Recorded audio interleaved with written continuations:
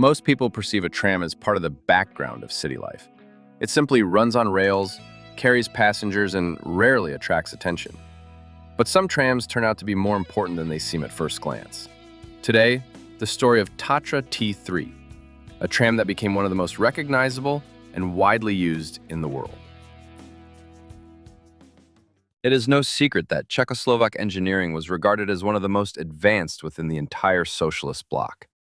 Unlike many other Eastern European countries, Czechoslovakia had a well-established engineering tradition, shaped as early as the late 19th century. Czechoslovak mechanical engineering did not have to start from scratch after the Second World War, nor was it built hastily under short-term political directives. Instead, it relied on accumulated experience, a trained workforce, and an industrial culture that, despite the war and the subsequent change of political system, was never fully lost. For this reason, it is hardly surprising that the production of many types of machinery for the needs of socialist countries was concentrated precisely in Czechoslovakia. One of the key centers of this industry was CKD Praha. CKD was founded in 1927 through the merger of the companies Českomoravská Kolbin and Breitfeld Danek. By the 1930s, the company was producing electrical equipment, steam turbines, locomotives, compressors, and diesel engines. During the German occupation, production was redirected to support the Wehrmacht, and the company was renamed BMM.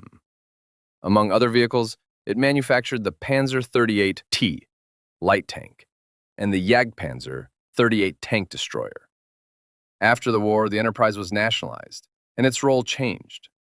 Post-war Europe urgently needed to rebuild urban infrastructure, and electric public transport became one of the most practical solutions. This need was especially acute in Eastern Europe, where pre-war tram fleets were worn out and technically outdated. As a result, tram development and assembly were concentrated at an existing plant in the Smíchov district of Prague. This is how CKD Smíchov emerged, not as a new factory but as a repurposed facility integrated into the CKD group as a specialized tram production center. Its task was the mass production of trams for Czechoslovakia and other Eastern European countries. In 1951, the company designed its first tramcar, the Tatra T1. It is important to clarify from the start that Tatra trams and Tatra trucks were not products of the same brand. They were separate manufacturers, connected only by their country of origin. When developing the T1, Czechoslovak engineers deliberately looked to the American PCC concept, at the time, the most advanced tram standard in the world. It may sound surprising today, but there was a period when American streetcars were considered among the best. The T1 was not a copy of an American tram. It was an engineering interpretation of the PCC idea adapted to European conditions. The general layout and several technical solutions were borrowed, including the smooth acceleration and braking system. At the same time, the electrical equipment was Czechoslovak, and the body, including its design, was entirely original. The model never became truly mass-produced. The T1 proved demanding in maintenance, and the reliability of several components fell short of expectations. Even so, the overall concept was considered sound. In 1957, the Tatra T2 appeared, a direct development of the T1, this time with its weaknesses taken into account. And this approach worked. The T2 eliminated most reliability issues, and maintenance became noticeably simpler. After the mixed results of the T1, engineers moved away from experimentation and focused instead on simplicity and durability. The T2 retained the smooth acceleration and braking system, but became heavier and less sensitive to track quality. Passenger comfort dropped slightly. The design was simpler and more rugged than that of the T1, not dramatically, but noticeably. What mattered most was production. This conservative approach made it possible to build tramcars quickly and in large numbers. Unlike the T1, which was used mainly in Prague and saw only limited export, the T2 was designed from the outset with export markets in mind. Exporting trams solved several key problems at once. Engineers understood that reaching break-even, let alone making a profit, was only possible with large production runs, and the domestic Czechoslovak market was simply too small for that. At the same time, From the late 1950s onward, tram networks across the socialist bloc were expanding rapidly. Export production was therefore seen not as a side activity, but as a stable and growing market. Small numbers of the Tatra T2 were delivered to East Germany, but the main export destination was the Soviet Union, which received roughly 300 cars in total. The figure may not seem impressive at first glance, but it is important to remember that this was not about passenger cars. A single tram was far more expensive, and in that context, 300 units was a solid result, especially given that the Soviet market already had its own tram manufacturers competing with Tatra. More importantly, it was Soviet operating experience with the T2 that triggered the development of a new model, the Tatra T3. Operation in harsh Soviet conditions, far more demanding than those faced in most European cities, showed that the basic design was fundamentally sound. The tram earned a reputation for reliability and ease of maintenance. By that point, engineers and designers at CKD Smichov had gained enough experience to move further.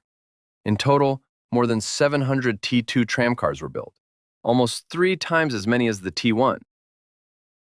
Development of the new model began in the late 1950s. From the very start, the technical requirements were clear. The tram was not allowed to be less capacious, and it was not supposed to become more complex to manufacture. What the socialist bloc needed was not an engineering flagship, but a universal, inexpensive, and extremely durable tram, capable of operating for decades in harsh conditions. The core idea was simple. Engineers wanted a tram that could be produced in the thousands, easily adapted to different countries, and repaired without sophisticated infrastructure, quite literally in field conditions. The passenger interior was approached with the same pragmatic mindset. Instead of soft seats, the Tatra T3 received molded fiberglass bucket seats. They were slightly less comfortable than padded ones, although their shape still provided acceptable seating comfort. In return, they were exceptionally long-lasting. There was no foam to collapse, no upholstery to wear out, and even vandalism was difficult. Over time, almost everyone, children and even many adults, split into 2 camps, those who preferred the gray seats and those who sat only on the red ones. Another decision with a direct impact on passenger comfort was the complete absence of a pneumatic system. This was a deliberate choice. It eliminated compressors and their constant noise, and removed an entire set of components that required regular maintenance: compressors, reservoirs, valves, seals, and airlines. None of this existed on the T3. Fewer components meant fewer failures. Instead, braking and control systems on the T3 were fully electric, ensuring smooth operation. The same applied to the doors, which opened electrically and gently, without the sharp movements and hissing sounds typical of pneumatic systems, and sometimes even unsafe for passengers. The body of the new tram used a fully welded frame, with fiberglass panels applied as exterior bodywork. The use of fiberglass not only reduced the vehicle's weight, but also made serial production much easier. It did not require complex stamping, and in the event of an accident, the panels could simply be replaced without major body repairs. The tram was designed by František Kardaus, and although design was never a top priority within the overall concept, he managed to create an appearance for the Tatra T3 that was so successful it is hard to imagine anyone calling it unattractive. The only real drawback of this design was that it did not lend itself well to modernization. Looking ahead, however, the result turned out to be the opposite. The design proved to be essentially timeless. Because T3 bodies did not suffer from corrosion, many cars remained in good condition even after years of service, and the original appearance continued to look appropriate. Things usually went much worse when tram depots tried to modernize the T3 on their own. The results were poor, and sometimes very poor. That would come later. For now, on November 3rd, 1960, the first Tatra T3 was delivered to Prague for testing. Regular passenger service began on June 21st, 1961. Early production cars featured noticeable exterior trim. The chrome bumper alone stood out. But these elements disappeared quickly. Mass production demanded practicality first, and everything else became secondary. As with earlier models, the T3 was designed with export in mind, and foreign orders followed. There was no single export version.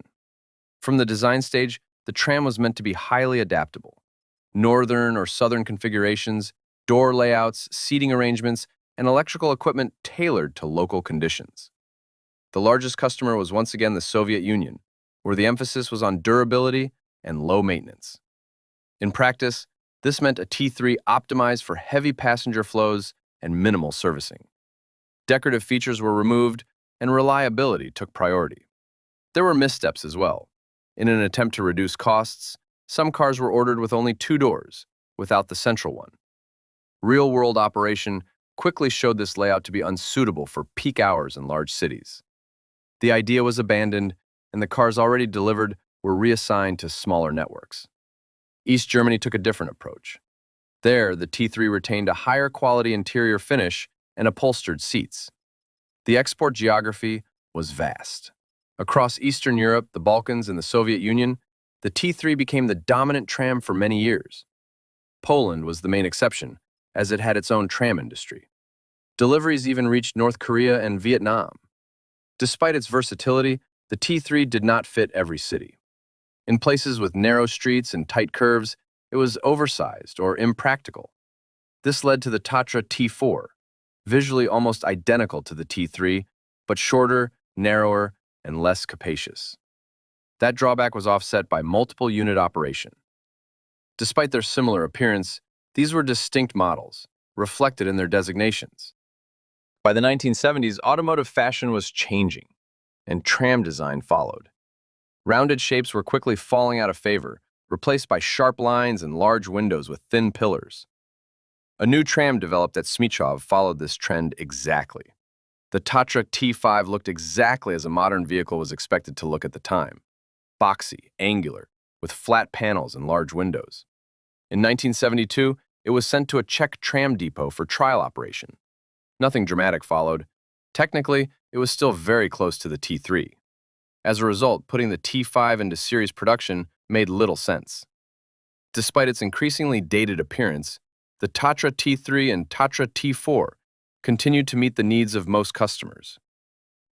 A truly new tram in the same angular style appeared only in 1983.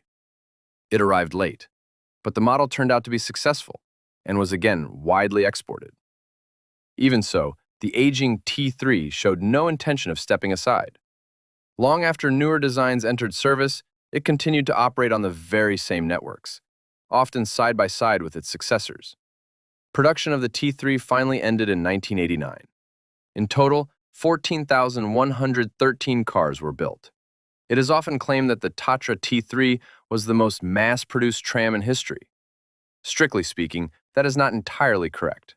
The top spot belongs to the Soviet KTM-5, with 14,991 units produced.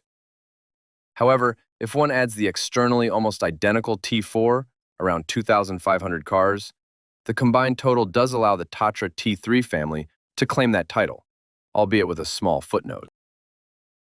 But the story does not have a happy ending. With the arrival of a new era, CKD found itself in a very difficult position. Traditional export markets disappeared, and state orders almost entirely dried up. During the 1990s, the group was privatized. It was broken up into separate companies. Some facilities were sold, some shut down, others were unsuccessfully kept alive. And it is important to remember that CKD was not only about trams. It also produced locomotives, turbochargers, and a wide range of heavy industrial equipment. Once new owners took control, CKD effectively ceased to exist as a single industrial organism. By the early 2000s, even the remaining fragments had come to an end. Today, the site of the former tram factory is occupied by offices, shopping centers, and residential buildings. At its peak, CKD Praha employed around 50,000 people. And yet, to avoid ending on a completely bleak note, one thing is worth mentioning. More than 60 years later, Tatra trams are still operating in many countries. There are far fewer of them today, but each one remains a living reminder of Czechoslovakia's industrial giant, CKD, which has gone into history for good.